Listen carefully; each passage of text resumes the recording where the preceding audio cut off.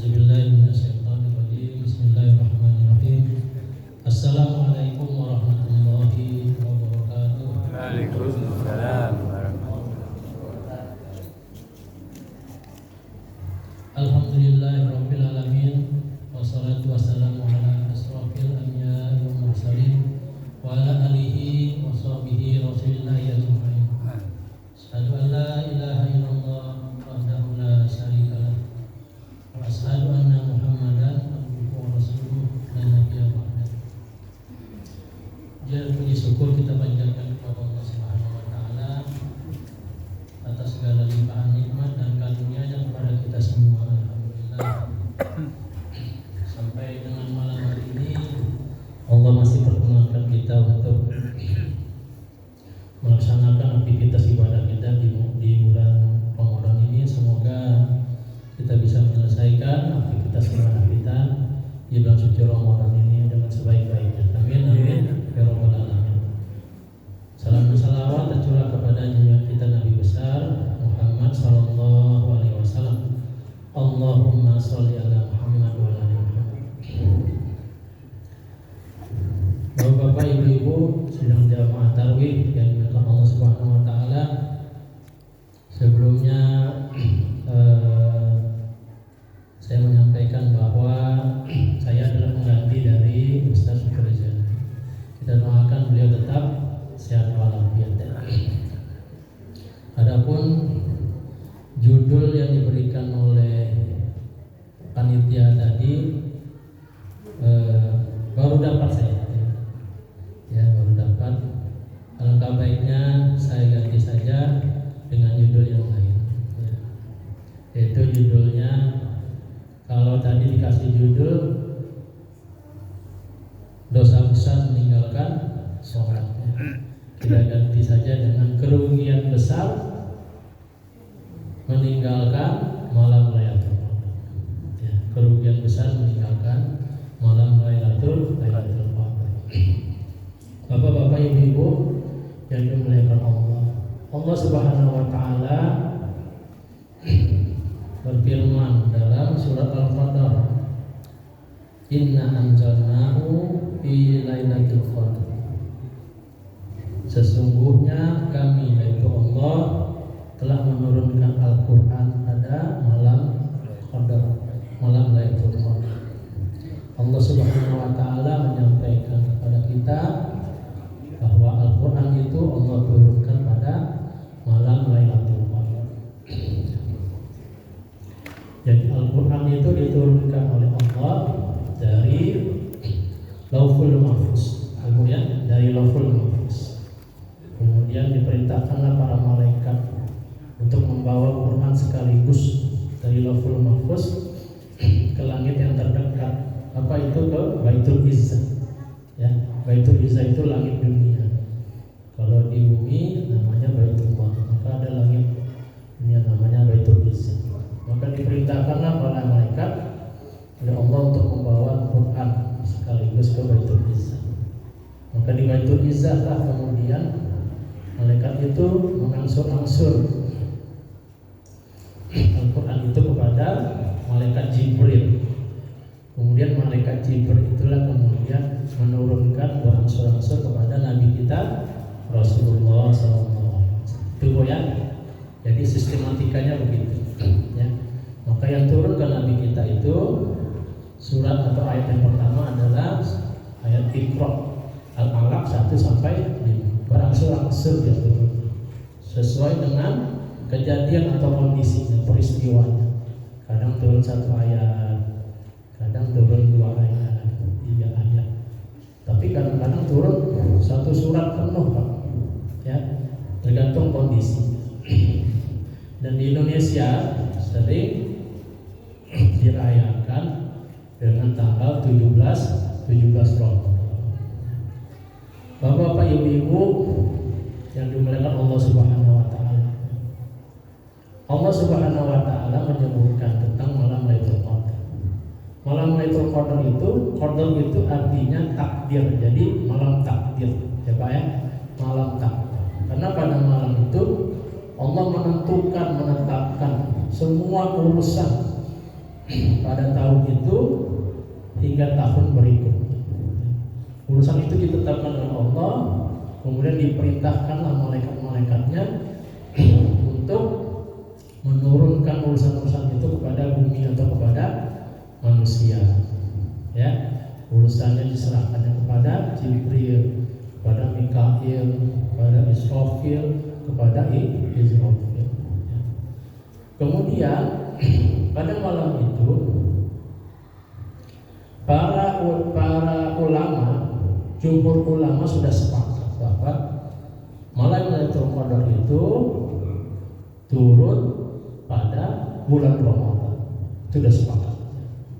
Cuma kemudian para ulama itu dia berbeda pendapat tentang bilangan kapan turunnya malam Lailatul Qadar. Mengapa demikian? Karena ada beberapa hadis sahih yang berbicara tentang malam Lailatul Qadar. Hadisnya sahih Pak, di hadis Bukhari. Di hadis itu salah satunya berbunyi bahwa malam Lailatul Qadar itu turun pada malam-malam ganjil 10 hari yang terakhir. Kemudian ada juga hadis yang berbicara tentang bahwa malam Lailatul Qadar itu turun pada 10 hari yang terakhir, tanggal 9, tanggal 7, tanggal 5. Berarti tanggal 29, tanggal 27, tanggal 25. Ada juga hadis mengatakan bahwa malam Lailatul Qadar itu turun pada 10 hari yang terakhir. Dan terakhir ada juga hadis sahih yang disebutkan bahwa malam Lailatul Qadar itu turun pada 10 hari yang terakhir, tanggal 7, berarti tanggal 20, tanggal 27. Itu tidak masalahnya, karena hadis itu semua sahih. Kemudian saya ambil satu saja, sahabat. Ada sahabat yang berpendapat bahwa malam Lailatul Qadar itu turun pada tanggal 27. Ya Pak ya. Siapa itu? Yaitu sahabat Umar bin Khattab. Ya, Umar bin Khattab, kemudian Ibnu Abbas, Abdullah bin Abbas. Ya. Begini peristiwanya. Berkatalah Umar, wahai ahli Quran, sepandai-pandai ahli Quran. Maksudnya Umar berkata kepada Ibnu Abbas. Ibnu Abbas ini adalah ahli Quran yang didoakan oleh Nabi kita. Dia juga membuat tafsir, namanya tafsir Ibnu Abbas. Apa kata Umar? Wahai ahli Quran, sampaikanlah kepada kami sedalam-dalam tentang malam Lailatul Qadar. Kemudian di samping Umar ada sahabat Ansor. Apa kata sahabat Ansor? Wahai Umar, wahai Umar, wahai Khalifah, wahai Khalifah Umar, mengapa engkau hanya menyampaikan kepada anak-anak, karena Ibnu Abbas itu masih remaja, anak-anak muhajirin saja? Kenapa engkau tidak mengajak anak-anak orang Ansar? Kemudian Umar bin Khattab berkata, apakah engkau tidak tahu wahai Zaid bin Sabit? Apakah engkau tidak tahu wahai Zaid bin Sabit bahwa anak ini memiliki kelebihan yang tidak kalian miliki? Ya, jadi Umar tahu bahwa Ibnu Abbas ini punya kelebihan pemahaman akan Quran. Ya, misalnya contoh Ibnu Abbas itu dia punya kelebihan. Waktu turun surat Iza Jaa Nasrullahi wal Fath. Ayat itu berbicara tentang setelah Futuh Makkah, ya, maka Allah memberikan kemenangan. Ya, maka berbondong-bondonglah orang-orang untuk masuk Islam. Ya, dan diperintahkanlah untuk memperbanyak beristighfar. Tetapi sahabat Ibnu Abbas ini dia punya pemahaman lebih mendalam bahwa ayat itu juga turun berkaitan dengan bahwa hidup Rasulullah itu tidak lama lagi, sebentar lagi, ya, sebentar. Bapak-bapak yang dimuliakan Allah Subhanahu wa taala. Kemudian Umar berkata kepada Ibnu Abbas, wahai Ibnu Abbas, sampaikanlah pengetahuan engkau tentang Lailatul Qadar kepada kami. Kemudian Ibnu Abbas menyampaikan pengetahuan bahwa Allah Subhanahu wa taala mencintai bilangan ganjil, itu kan. Dan di antara bilangan ganjil itu Allah menyukai angka 7. Kemudian Ibnu Abbas menyampaikan lagi bahwa sesungguhnya bumi ini terdiri dari 7 lapisan, dan langit itu juga terdiri dari 7 lapisan. Dan sesungguhnya neraka itu terdiri dari ke dalam itu ada 7 lapisan. Kemudian disampaikan lagi oleh Ibnu Abbas bahwa Allah menjadikan hari-hari itu adalah 7 hari, itu katanya. Dan Allah menyukai angka 7. Kemudian disampaikan lagi oleh Ibnu Abbas bahwa pada surat Al-Qadar ini, ya saya ingin kasih penjelasan bahwa ada 3 tempat yang Allah berbicara tentang Lailatul Qadar.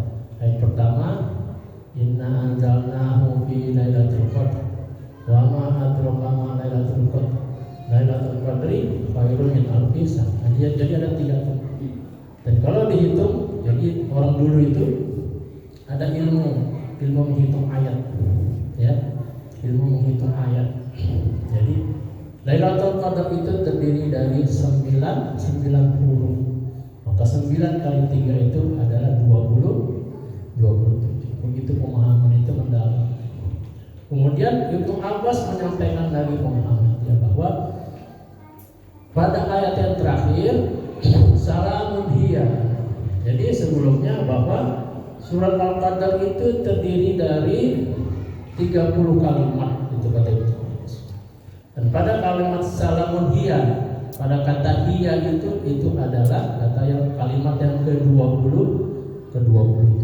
Maka berdasarkan itulah maka Umar, ya, Ibnu Abbas, Zaid bin Sabit, ya, dia berpendapat bahwa pendapatnya Pak, ya, kita bisa berpendapat asal ada hadisnya. Mereka berpendapat bahwa malam Lailatul Qadar itu jatuh pada tanggal 27 bulan Ramadan, ya. Itu salah satu saja. Bapak-bapak yang dimuliakan Allah Subhanahu wa taala, itu pemahaman dari ayat pertama, ya, ayat pertama. Yang kedua, pada ayat berikutnya Allah berfirman, wa ma adraka ma lailatul qadar. Dan tahukah kamu apakah malam kemuliaan itu? Jadi Allah bertanya-tanya, ya, dan ingin menyampaikan pengetahuan kepada kita, memberitahukan kepada kita, tahukah kamu wahai kaum muslimin dan muslimat hambaku tentang malam Lailatul Qadar itu? Nah, ya, maka kemudian ada 3 keutamaan kemuliaan malam Lailatul Qadar yang Allah uraikan pada ayat berikutnya, ayat ketiga, keempat, dan ayat kelima. Ini kan 5 ayat, ya.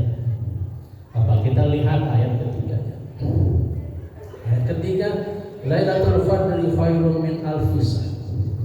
Malam kemuliaan itu lebih baik daripada 1000 bulan. Ya, ini kita sudah hafal, ya. Jadi Allah menyebutkan bahwa, saya kasih keterangan tadi, malam Lailatul Qadar itu lebih mulia daripada 1000 bulan. Itu kalau dihitung tahun itu adalah 83 tahun 4 bulan. Dan bila kita beribadah mengambil bagian dari malam itu, maka lebih mulia daripada 1000 bulan kita beribadah yang tidak ada malam Lailatul Qadar. Ya, lebih mulia daripada malam yang tidak ada Lailatul Qadar. Nah, saya ingin sampaikan kisah-kisah atau cerita. Ada seorang ulama namanya Ibnu Mujahid, ya. Ibnu Mujahid menyampaikan bahwa dulu ada seorang Bani Israil, yang dia setiap malam dia sholat, sampai terbit fajar. Kemudian ketika siang harinya dia pergi berjihad di jalan Allah dengan memanggul senjata, ya. Dan itu dilakukannya selama 1000 bulan. Dan kemudian Jibril menceritakan peristiwa ini kepada Rasulullah. Rasulullah menyampaikan kepada para sahabat. Maka Rasulullah dan para sahabat kagum dengan seorang Bani Israel. Dan kemudian Allah menurunkan ayat ini yang menyampaikan kepada Rasulullah bahwa ada satu malam yang lebih mulia daripada seorang Bani Israel yang berjihad di jalan Allah selama 1000 bulan. Ya Pak ya. Jadi ini sebuah motivasi kepada kita bahwa ini hanya diberikan kepada umatnya Rasulullah SAW. Maka sebuah kerugian kalau kita tidak memanfaatkan kesempatan ini. Itu yang pertama. Yang kedua, dalam sejarah kita tahu bahwa ada seorang nabi yang punya kekuasaan atau kerajaannya yang sampai hari ini tidak ada yang bisa menandingi. Ya. Dia raja manusia. Bumi ini dikuasai. Dia raja para jin, para hewan-hewan, dia juga raja. Dia adalah Nabi Sulaiman. Ya. Ketika dia bisa menaklukkan kerajaannya Ratu Bilqis, maka berarti kekuasaannya semakin luas. Dan kerajaan Nabi Sulaiman itu berkuasa selama 500 bulan. Dan pada masanya juga ada sebuah kerajaan yang tidak kalah luasnya, yaitu Nabi Zulkarnain, ya, atau Iskandar yang agung. Ya, Nabi Zulkarnain itulah kalau kita baca tentang makhluk Ya'juj dan Ma'juj, ya, itu peristiwa akhir zaman nanti. Ada nanti bangsa Ya'juj dan Ma'juj. Ketika nanti Dajjal sudah berhasil dibunuh oleh Isa al-Masih, maka terakhir sebelum kiamat keluarlah Ya'juj dan Ma'juj. Di mana Ya'juj dan Ma'juj? Ya'juj dan Ma'juj dulu sekali, ya, dipenjarakan di sebuah bukit dan kita tidak tahu di mana bukit, oleh Zulkarnain yang agung. Dan kekuasaan Zulkarnain itu sangat luas sekali, sangat besar sekali. Dan kekuasaannya itu berlangsung selama 500 bulan. Dan bila kita kumpulkan dua kerajaan ini adalah 1000 bulan. Dan malam Lailatul Qadar ini, bapak-bapak, ibu-ibu, lebih mulia daripada dua kerajaan besar ini yang sampai hari ini tidak ada tandingan. Pak ya. Yang ketiga, biar kita termotivasi. Setelah Rasulullah SAW wafat, kemudian dilanjutkan oleh Khalifah Rasyidin yang keempat, maka penguasa setelah itu adalah Bani Umayyah, ya, Bani Umayyah. Diawali dengan Muawiyah bin Sufyan. Maka ketika Rasulullah itu wafat, ketika Rasulullah masih hidup, Rasulullah bermimpi. Apa mimpinya? Mimpinya itu adalah Rasulullah punya mimbar, dan mimbarnya itu dilompat-lompati oleh Bani Umayyah seperti seekor kera melompat. Nah, apa ya? Kemudian mimpi itu diceritakan kepada cucunya Al-Hasan. Al-Hasan inilah yang meriwayatkan tentang mimpi kakeknya. Ketika mimbar Rasulullah dilompat-lompati oleh Bani Umayyah, maka Rasulullah sedih.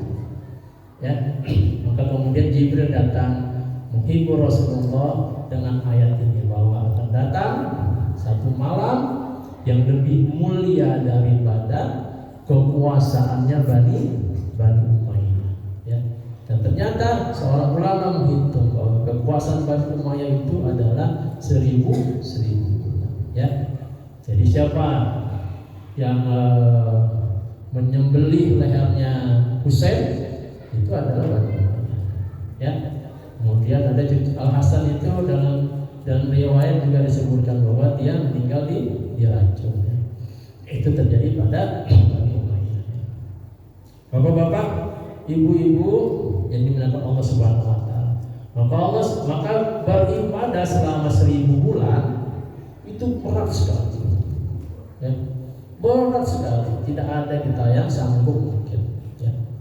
Tapi kemudian bila dibandingkan dengan kita beribadah semalam saja, ya, Allah kasih keringanan, ya, tapi pahalanya itu jauh lebih mulia daripada beribadah 1000 bulan. Ya, maka kerugian besar kita bila tidak mengambil kesempatan itu. Selanjutnya pada ayat ketiga, Lailatul Qadri khairum min alfi syahr. Tanazzalul malaikatu wa ruhu fiha bi izni rabbihim min kulli amr. Ya, ayat ke-4-nya. Pada malam itu turun para malaikat dan Jibril dengan izin Tuhannya untuk mengatur semua urusan. Ya. Maka ketika Allah sudah menetapkan urusannya pada tahun itu hingga tahun berikutnya kepada malaikat Jibril, maka para malaikat dan malaikat Jibril turun ke bumi. Jibril turun ke bumi, Bapak Ibu, ya, diperintahkan Allah untuk membawa 4 buah panji. Ya, kita bisa baca di tafsir. Ya. Panji ini bendera. Ya. Kalau Rasulullah perang dengan sahabat, dia biasa membawa panji. Kalau panji itu berarti dipegang oleh seorang sahabat utama, panji warna hitam. Nanti ada panji, ada pasukan-pasukan kecilnya dengan bendera-bendera putih. Maka pada malam Lailatul Qadar itu Jibril membawa 4 buah panji. Satu panji ditancapkannya atas izin dan perintah Allah di makamnya Rasulullah sallallahu alaihi wasallam. Allahumma shalli ala Muhammad. Kemudian satu panji ditancapkannya di Masjidil Aqsa. Satu panji lagi ditancapkannya di Masjidil Haram di Makkah. Dan terakhir satu panji ditancapkannya di Bukit Tursina. Bukit Tursina itu adalah bukit di mana Nabi Musa mendapatkan Taurat dari Allah Subhanahu wa taala. Ya.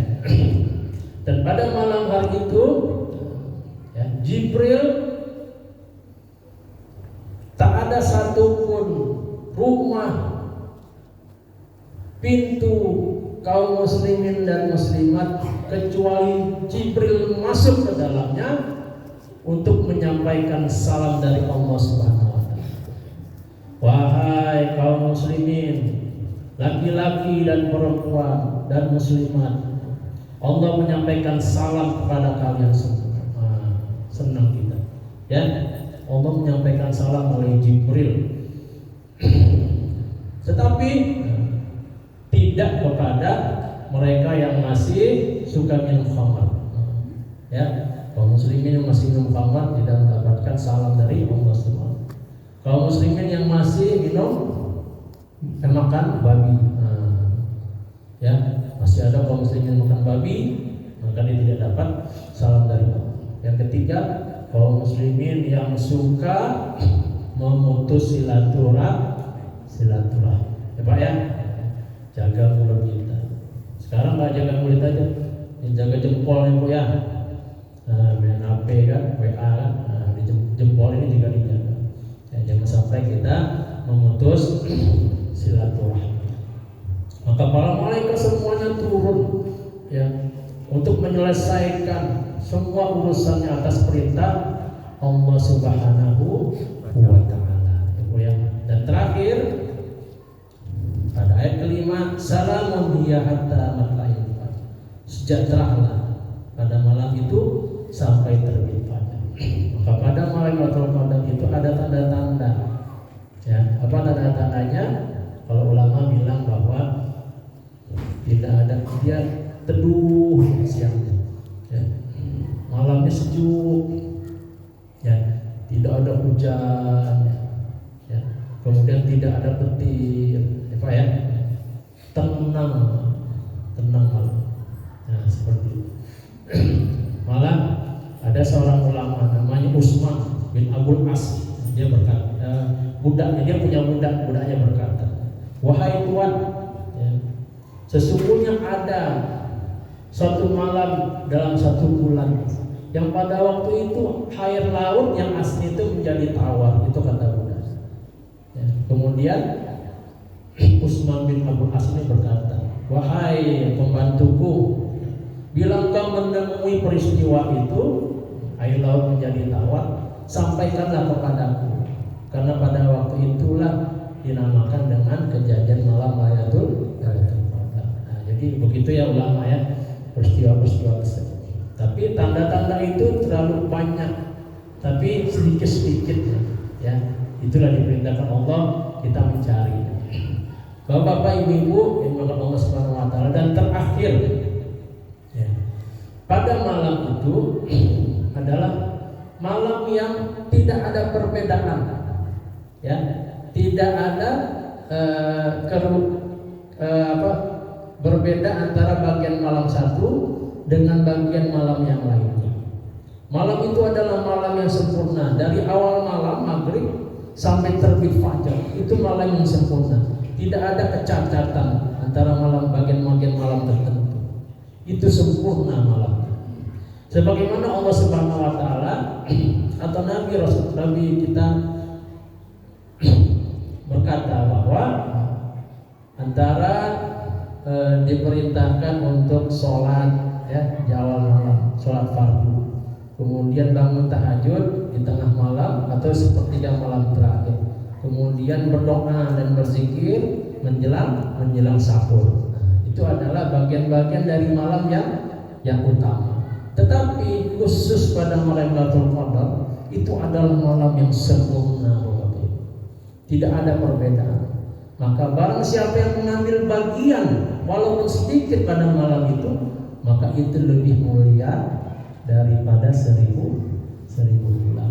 Maka oleh karenanya saya mengajak kepada diri saya dan para jamaah kaum muslimin dan muslimat untuk bisa memanfaatkan kesempatan kita pada akhir Ramadan ini untuk bisa memperbanyak beribadah kepada Allah Subhanahu wa taala.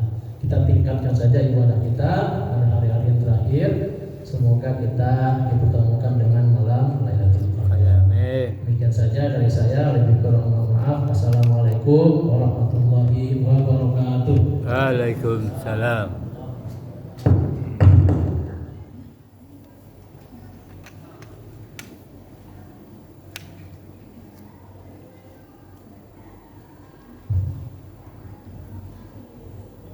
Terima kasih kepada Ustaz telah menyampaikan tausiah pada malam hari ini.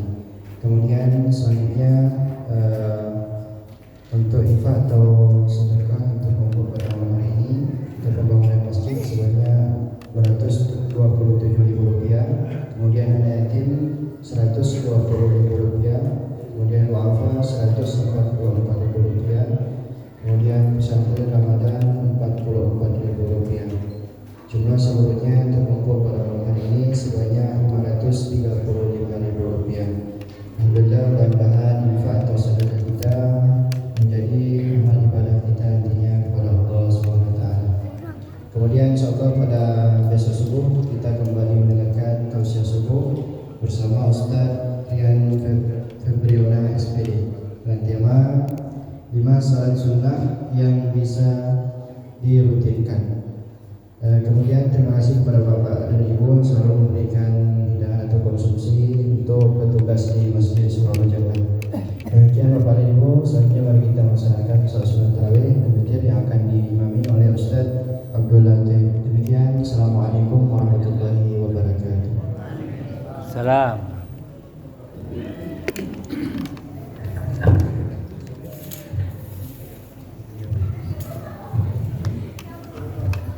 Salam